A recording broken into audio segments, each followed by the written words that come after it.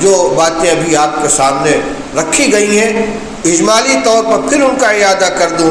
ایک تو اپنے اعمال اور اخلاق کو درست کریں، گناہوں سے توبہ کریں، نئے سرے سے زندگی کا آغاز کریں۔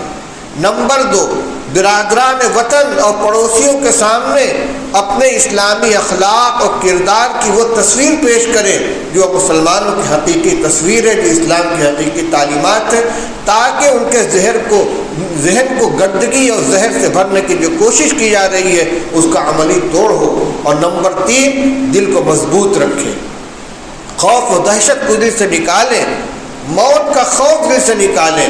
مرنا برحق ہے، اپنے وقت پر موت آئے گی اور صرف ایک مرتبہ آئے گی، کوئی موت کو روک نہیں سکتا، لیکن موت کے ڈر سے ہمیشہ ہم گھر کے اندر اب بیٹھے کانپتے رہیں، یہ بھی طریقہ نہیں ہے۔ حق کے خود حفاظتی شریعت نے اور قانون نے ہم کو دیا ہے۔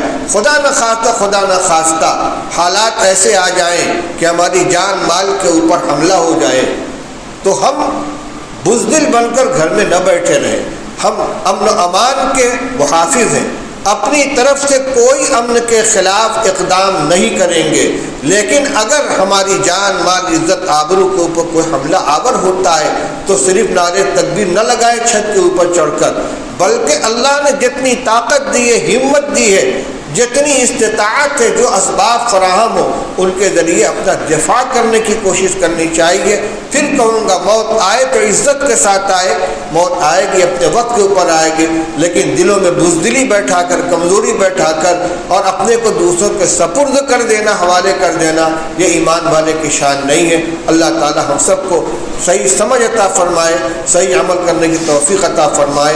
وآخر دعوانا الحمدللہ رب العالمین۔